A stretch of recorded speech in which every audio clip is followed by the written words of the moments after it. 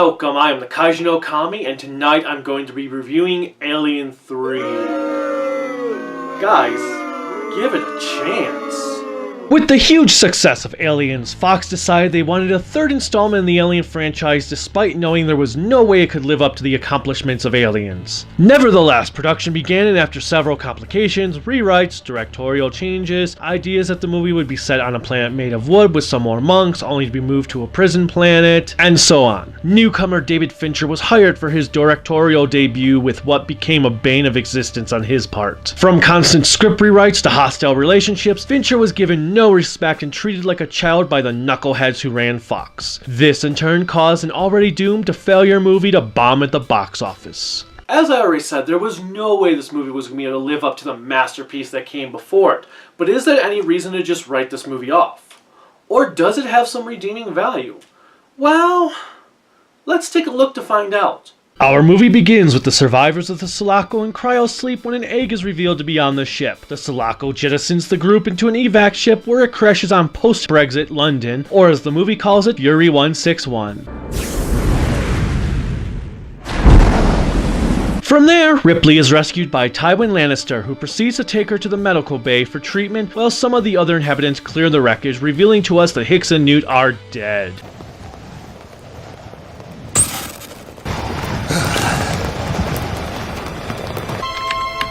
Well, that's depressing and kind of an insult. You should have just killed them off by a xenomorph at the end of the last movie. Ripley wakes up, and like in the previous movie, she has to be given the lowdown of what has transpired since she went into cryosleep. You crash-landed in an EEV. Where are the others? They didn't survive. You know, for being a movie that the studio claims they wanted to do something completely different from the last two, they're sure as hell doing a really good job at repeating themselves from stuff that happened in the last two movies. And, poor Ripley. She just can't win. Tywin takes Ripley to her ship where she discovers an acid trip occurred.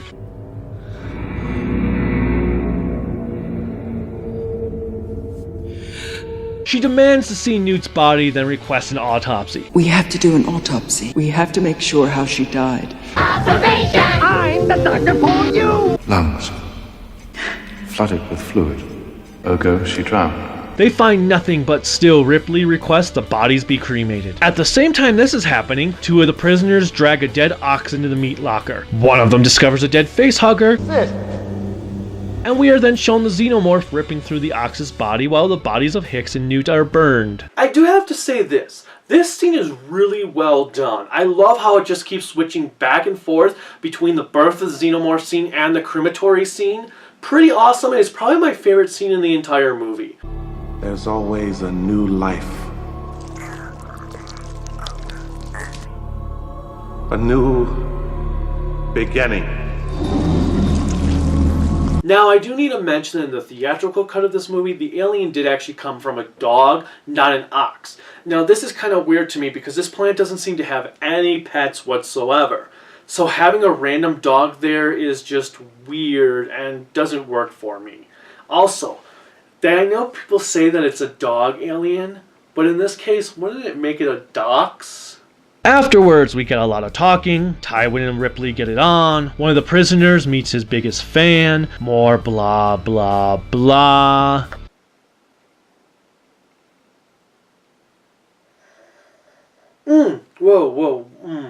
Wow. Whoa, whoops. Wow, what am I doing? I need to be reviewing this movie. Sorry guys, I was, sleeping. I'm kind of bored, really. This movie is moving so slowly. I mean, holy crap. It's not even been an hour yet, and yet I feel like I've been watching it for 2. Ripley retrieves Bish's remains, reactivating him to learn what happened while they were all asleep. Was there an alien on board? Yes. Did it come with us in the EV? It was with us all the way. During this time, 3 of the prisoners go on duty to do something. I'm not really sure why there are candles lit or what these guys are actually doing with them and having to make sure they're lit, but they probably just don't want to die of boredom.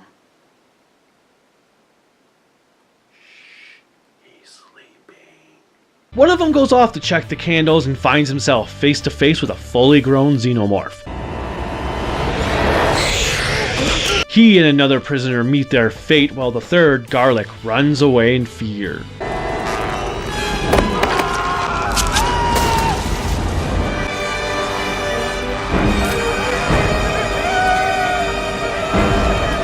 The man has blood all over his clothes and face, and his two companions had complained about him early in the movie, so guess who's going to be given the blame card? If you said Garlic, you are absolutely correct. Yeah, I didn't do it! It was the drag. Ripley reports everything to the warden. It's an 8-foot creature. It kills on sight. What kind of weapons have you got? This is a prison. You have no weapons of any kind? We're on the honor system. I'm sorry, did you say they're on the honor system? We're on the honor system. We're on the honor system.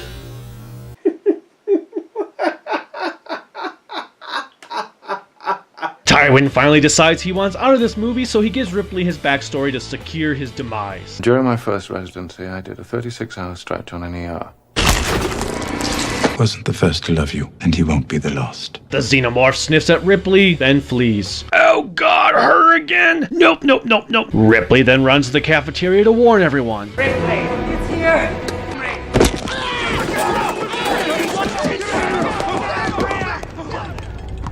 Yeah, serves him right. Wait a minute.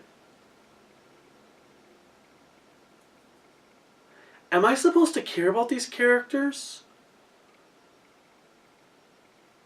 Because I don't. Anyway, this event causes everyone to gather together to come up with a plan, which ends up with everyone painting the tunnels with a flammable material in order to trap the xenomorph in a one-exit chamber. I like painting, come and see. Things go awry as the xenomorph kills one of them, bringing on explosive results.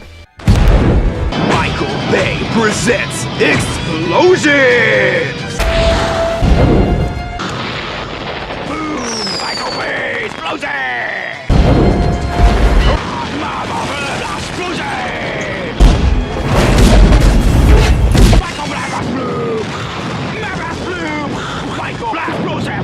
We finally get a look at the xenomorph in full. Holy Christ, what is wrong with that effect? Come on, movie. Is that really the best you could do? I know you can do better because we have seen better. So the plan works, and the clearly not really there xenomorph is imprisoned.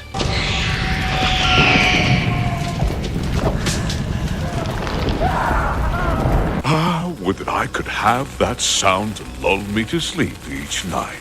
So how long are we going to have to wait until someone frees the creature? Because you know it's going to happen. At least the guy with the most common sense is currently tied up in the medical bay, right? Funky told me.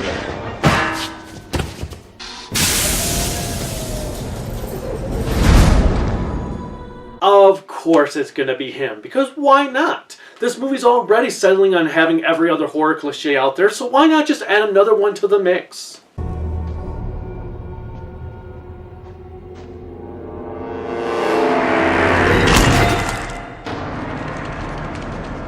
Oh, don't mind this, Commie. I just had a bit of Italian for dinner.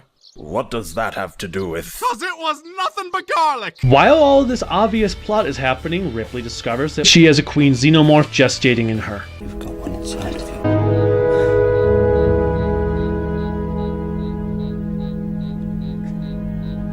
Back to the events that matter! The xenomorph is on the loose, so a new plan is formed to lead the creature into the furnace so they can burn it with hot lead in the lead works. This requires the gang to play tag with the xenomorph.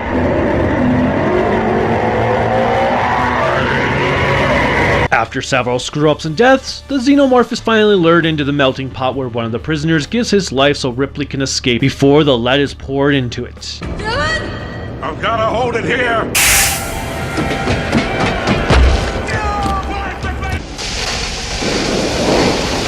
All seems well until the xenomorph leaps out of the molten pool.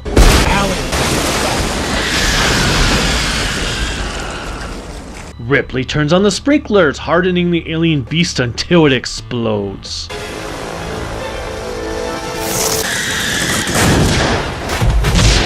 At the same time, the evac team arrives on the planet and are escorted to the furnace where Ripley comes face to face with the original Bishop.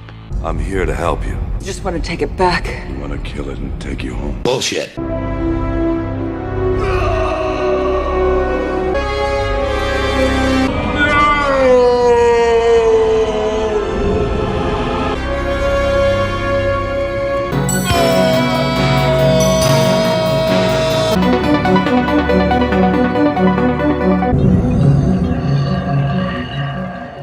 Fury 161 is shut down as the movie closes out with Ripley's final report from the original film. This is Ripley, last survivor of the Nostromo.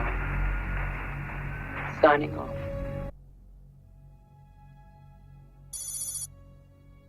Well, that's it. The depressing trilogy of Ripley's life story is now over. There's no way to bring her back unless they decide to clone... Oh, son of a bitch! Honestly, I'm not sure how I want to follow this up because it completely destroys the entire ending James Cameron gave to Aliens. It also blows that both Hicks and Newt are killed off screen, which feels like a middle finger given to the fans of those characters. Ignoring that fact, though, is this a bad movie? Well, yeah, it kind of still is. Starting with the positives, the movie does have a lot of great lighting. The lower levels of the prison are either dark or dimly lit, giving a unique feel compared to what we got in the previous iterations. There is a lot to love here, especially when you have moments of sunlight shining through the cracks and crevices of this planet's infrastructure. There is one scene in particular that stood out where the prisoners open up a door in the corner with light piercing through while the rest of the room is nothing but darkness. That was shot very well and adds to the scale of this dank planet. The attention to detail is impressive as everything looks dirty and worn down as it should. In addition, the concept of a prison planet is a unique one. Elliot Goldenthal's score is serviceable. He spent a year working on it, and while it isn't anywhere near the brilliance to the music of the past, it does hold its own.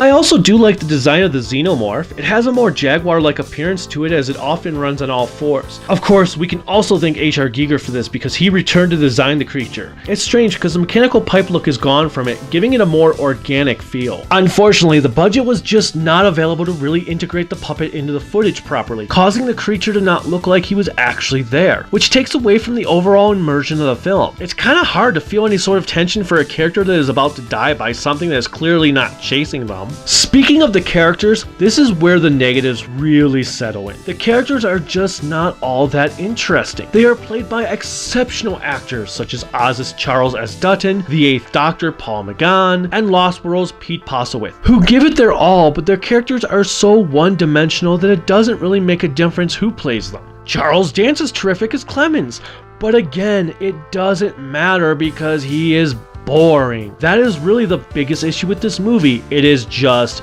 downright boring. The plot is as generic as you can get. There is very little in the way of atmosphere, and because you are left feeling uninspired, there is a severe lack of suspense. When a character dies, it comes off as more of a celebration because it means another minute less you will have to sit through this film. Even Sigourney Weaver, who goes out of her way for her performance here, occasionally looks like she is ready to fall asleep. And that is the biggest crime of all that this movie could have made. I didn't go in expecting it to top Aliens. I just wanted to have a good time. Are you not entertained? No, I'm not. The characters are bland, the plot moves at the pace of a snail, and the scares are just non-existent. If you really need to see how Ripley's story ends despite how gloomy it is, definitely, by all means, check this out. If not, you're probably going to want to just pretend that the adventure ended with aliens and be good there. Join me next time as I look at the real conclusion to Ripley's story with Alien Resurrection. Bye.